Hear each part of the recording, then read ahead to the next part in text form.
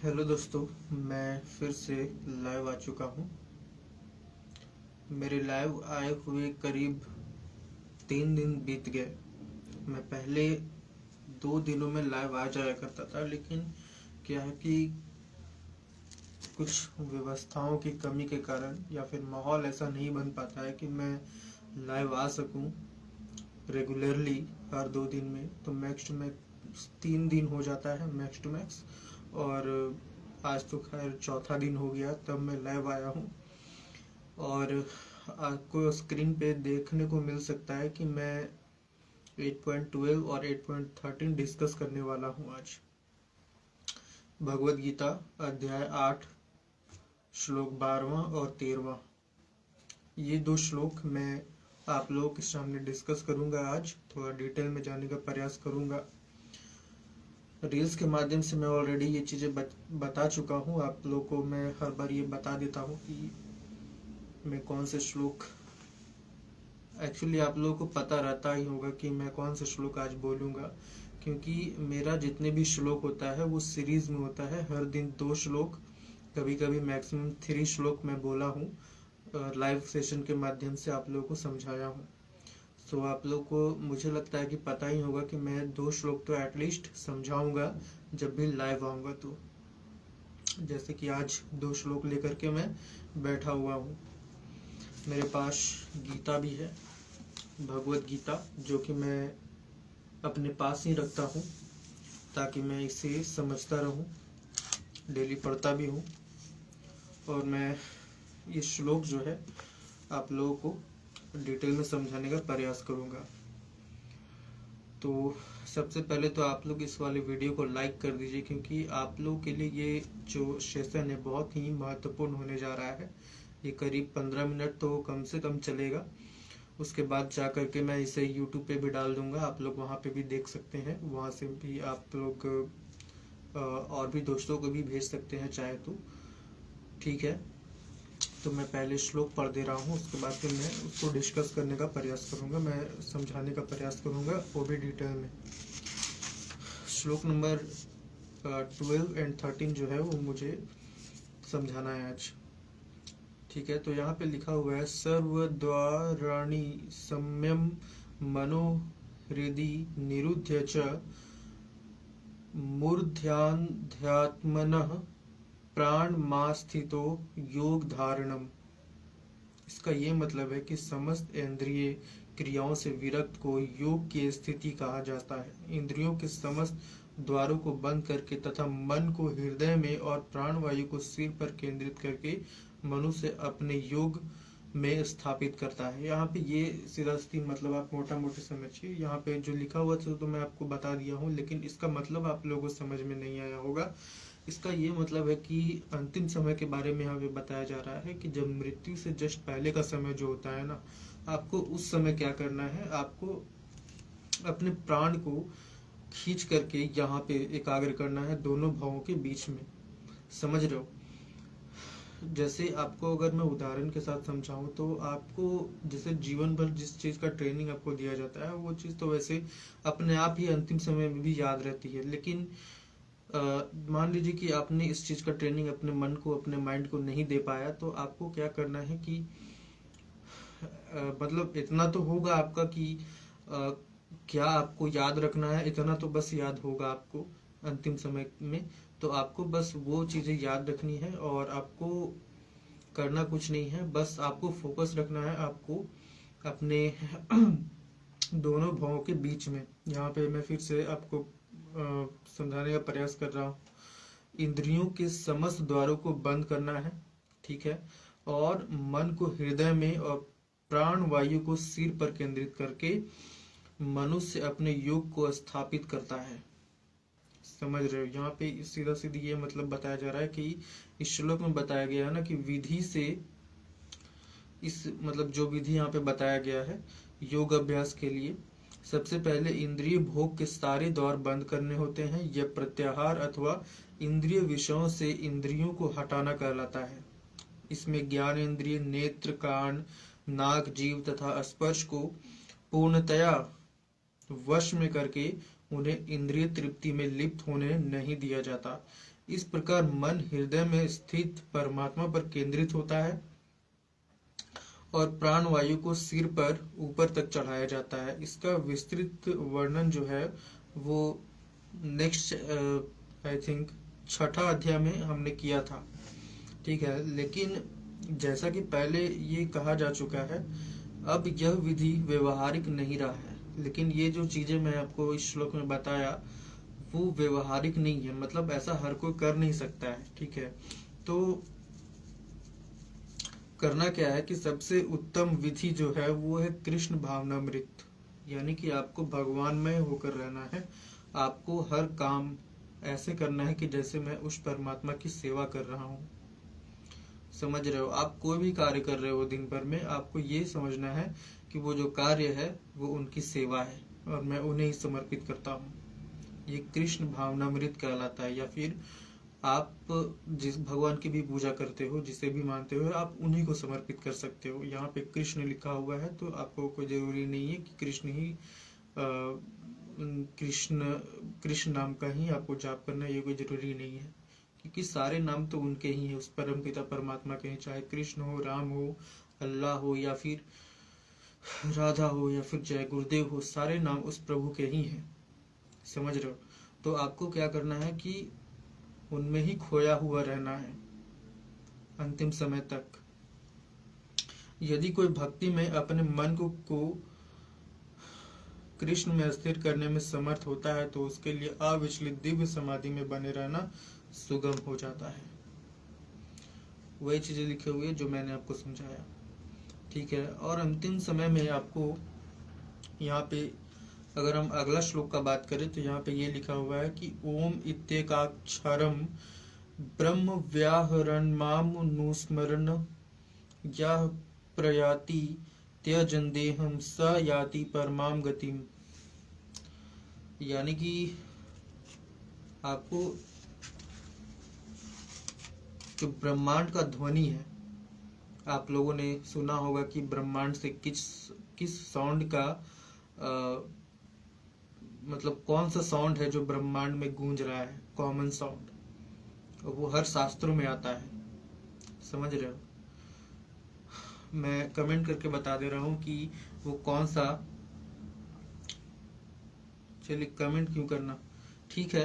आपको वो ध्वनि आपको पता ही होगा, मैं आपको दिखा दे रहा हूँ, बुक में ही दिखा दे रहा हूँ आपको। ये वाली जो शब्द है ना, ध्वनि, देखिए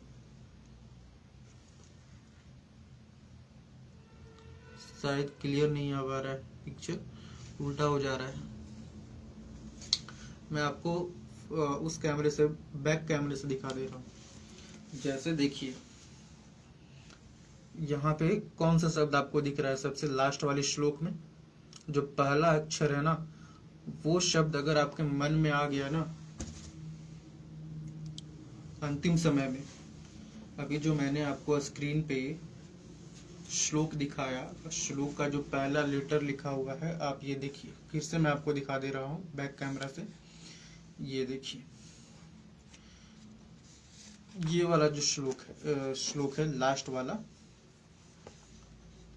ये इस शब्द का मैं बात कर रहा हूँ, इस अक्षर का बात कर रहा हूँ। एक्चुअली मैं इस अक्षर को बोल भी सकता था, लेकिन मैं नहीं बोल रहा हूँ, क्योंकि ये जो शब्द है, मेरे ख्याल से जब काफ़ी पवित्रता होती है मन में, या फिर अभी क्या है कि रात का वक्त है और मेरा मुख भी छोटा हो चुका है, कई बार खा पी चुका हूँ खाना वगैरह, तो इसलिए मैं ये शब्द को बोल नहीं रहा हूँ मुख से अपने। और ठीक है, तो आपको क्या है कि इस वाले शब्द का प्रयोग आप कर सकते हैं। ऐसा मैं नहीं बोल रहा हूँ, भगवत गीता का ये श्लोक आप लोगों को मैं दिखाया। आप अगर इस अक्षर का प्रयोग करते हैं अंतिम समय में, तो आपका जो जीवात्मा है ना, या आत्मा बोल लीजिए, वो सही डायरेक्शन में निकलेगा, उस प्रभु की ओर निकलेगा मृत्यु के समय। आपको ये एग्जाम्पल से मैं आपको समझा सकता हूँ इस श्लोक को। ये जो श्लोक है, इसका एग्जाम्पल, परफेक्ट एग्जाम्पल ये हो सकता है कि एक बच्चा अपने माँ के साथ मेला में गया है और वो बच्चा खो गया कहीं, मान लीजिए, ठीक है, वो चारों तरफ अपने माँ को ही ढूंढता फिर रहा है इधर उधर। अब वो अपने माँ को जब ढूंढ रहा है तो मान लीजिए कि माँ जो है सो अपने बच्चे को ढूंढ रही है, बच्चा अपने माँ को, तो माँ जो है सो अपने बच्चे का नाम लेकर बार बार पुकार रही है कि बच्चे कहाँ हो तुम। मान लीजिए कि उसका नाम कुछ भी हो, ऋतिक नाम हो या फिर रोहित नाम हो, वो अपने बच्चे को रोहित नाम से मान लीजिए कि चिल्ला रही है, तो बच्चा जो है सो सुन लेता है और तुरंत जिस दिशा से ये आवाज आ रही है उस आवाज को पकड़ के अपनी माँ की ओर चल पड़ता है। ठीक उसी प्रकार से अंतिम समय में भी जब आप इस अक्षर का उच्चारण करते हो, भगवत गीता में लिखा हुआ है कि अगर आप इस अक्षर का उच्चारण करते हो, मैं फिर से दिखा दे रहा हूं, ये वाली अक्षर बैक कैमरा से मैं आपको दिखा देता हूं, ये वाली, ये जो अक्षर है इसका उच्चारण अगर आप करते हैं तो ये क्या है कि प्रभु के मुख से आ रहा है जो आपको पुकार रहे हैं। तो आप इस अक्षर को जब आप अंत में बोलेंगे तो ये अक्षर जब आपके कान में जाएगा ना, तो आपका जो आत्मा है वो खुद एकाग्र हो जाएगी और वो उसी डायरेक्शन में भागना चालू करेगी जहां से ये आवाज आ रहा है। आपको लग रहा है कि आपके मुख से आ रहा है ये आवाज, लेकिन ये प्रभु के मुख से आती है। एक्चुअल में वो निकल रहा है हर समय और आपको प्रभु की ओर, प्रभु की दिशा में आपको ये भेजने का प्रयास करेगी। प्रयास क्या करेगी? ले ही जाएगी। ठीक है, तो ये जो अक्षर है काफी इम्पोर्टेंट है ये, लेकिन हर किसी के मुख से नहीं निकल पाता है। ये जो अक्षर है जो भगवत गीता में अभी मैंने आपको दिखाया, ये अक्षर हर किसी के मुख से अंतिम में नहीं निकल पाता है। जो इसका उच्चारण जिंदगी भर कर रखे होते हैं, जो भगवान मैं होकर के जीते हैं, जो भक्ति जीवन भर करते हैं, उनके मुख से ही ये सारे शब्द निकल पाते हैं। तो इसलिए आपको सबसे पहले ये है कि भक्ति तो स्टार्ट करनी ही पड़ेगी, तब जाकर के आप जो है सो सही डायरेक्शन में अपने जीवात्मा को भेज सकते हैं अंतिम समय में। वरना क्या है कि जीवात्मा फिर इधर उधर भटक जाएगी। आपका मन मान लीजिए कि भोगों में लगा हुआ है, तो भोग ऐसा चीज है जो आपको अंतिम समय में परेशान करेगी और आपका जो आत्मा है वो प्रभु की ओर ना निकल करके इसी दुनिया में भरमाने लग जाएगी। इसी दुनिया में अगला जन्म आपका हो जाएगा कुत्ते की योनि में। मान लीजिए कि आप भोग वासना का विचार अपने मन में बना लिए हैं अंतिम समय में, तो आपका अगला जन्म ऐसा योनि में होगा जहाँ पे भोग वासना ज्यादातर आपको देखने को मिल जाएगा, ताकि आप उस भोग वासना को भोग सके। जैसे कि कुत्ते की योनि में आपको जन्म मिल सकता है, और भी बहुत सारे ऐसे योनि जहाँ पे भोगों की व्यवस्था की जाए। ऐसी चीजें आपको ऐसी जगह पे आपको भेज दी जाएगी शास्त्रों के अनुसार, क्योंकि अंत मता सो ही गता। समझ रहे हो? गीता में ये लिखा हुआ है कि अंतिम समय में जैसा आपका विचार होगा, जैसा आपका अपने माइंड को जिंदगी भर के लिए ट्रेन किया है, उसी के अनुसार आपको अगला जन्म मिलेगा। तो भगवत गीता ये बताती है कि अगर आपको अंतिम समय में ये भगवान में अगर आप हो जाते हैं, तो अगर भगवान में ही रम जाते हैं, तो आपको क्या है कि अगला जन्म ऐसे योनि में मिलेगा जिससे कि आप भगवान की प्राप्ति अच्छे से कर सकते हैं। जैसे कि मनुष्य की योनि ही सबसे बेस्ट होता है भगवान को प्राप्त करने के लिए, क्योंकि रास्ता इसी से खुलता है। इसी से आप प्रभु को पा सकते हैं और किसी भी शरीर से नहीं। बाकी सब तो भोग योनियां हैं, कर्म आप इसी शरीर से कर सकते हैं। ठीक है, तो ये 2 श्लोक मैंने आपको समझा दिए। ठीक है, आप लोगों के मन में कुछ डाउट्स हो सकते हैं, मैं भी आप क्वेश्चन पूछ सकते हैं कमेंट सेक्शन में। ओके, सो कमेंट सेक्शन आप लोगों के लिए ओपन है। आप लोग जितना सवाल पूछ सकते हैं पूछिए, मैं उसके लिए रेडी हूँ जवाब देने के लिए, और जवाब पक्का आपको मिलेगा। ठीक है, तो मैं अगला लाइव मैक्स टू मैक्स 3 दिन या फिर 2 दिन में तो मैं लाइव आऊंगा। ठीक है, बाकी आप लोग जो है सो मेरे चैनल से इंटरेक्शन करते रहिए, ताकि आप लोगों का जीवन उनकी कृपा से, भगवान की कृपा से सुधर जाए। मैं क्या हूँ, मैं तो एक दास हूँ जो हर बार लाइव सेशन लेता हूँ, आप लोगों को समझाने का प्रयास करता हूँ। मैं खुद भक्त हूँ, कोई साधु संत तो हूँ नहीं। तो मुझे क्या है कि मैं अपने रिसर्च के माध्यम से आप लोगों को जितना समझा पाता हूँ, रिसर्च करके भगवत गीता के ऊपर आप लोगों को समझा देता हूँ। ठीक है, तो बाकी आप लोग जो है सो चैनल को देखते रहिए, ताकि आप लोग के मन में कोई ना कोई श्लोक या शब्द या फिर कोई ऐसा सेंटेंस मेरे मुख से ही निकल जाए जो आपके दिल को भा जाए और आपका जीवन सुधर जाए। क्योंकि आप यकीन मानिए, भगवत गीता का एक भी शब्द अगर आपको आपके जहन में उतर गया और वो चीजें जब आपको अंदर ही अंदर कुरेदने लग गया ना, तो आपका जीवन भी बदल जाएगा। ठीक है, तो आप लोग जो है सो भगवत गीता सुनते रहिए इस चैनल के माध्यम से। बाकी ठीक है, मैं नेक्स्ट लाइव में आप लोगों को 8.14 और 8.15 बताऊंगा। फिलहाल बाय।